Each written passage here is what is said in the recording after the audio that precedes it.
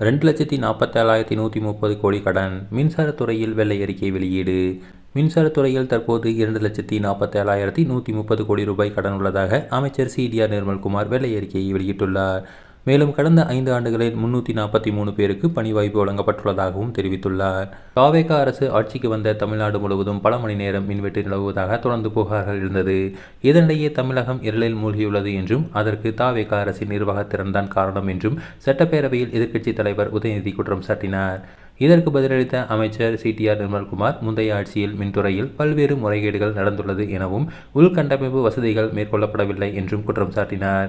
பெரும் கடனில் உள்ள தமிழக மின்துறையின் நிலையை விளக்கும் வெள்ளை அறிக்கை 2 தினங்களில் வெளியிடப்படும் என தெரிவித்திருந்தார். இந்நிலையில் தமிழ்நாடு மின்சார வாரியத்தின் உள்கட்டமைப்பு, நிதி, வருவாய், செலவினம் ஆகிய குறித்த வெள்ளை அறிக்கையை அந்த துறையின் அமைச்சர் CTR நிர்மல்குமார் இன்று வெளியிட்டுள்ளார்.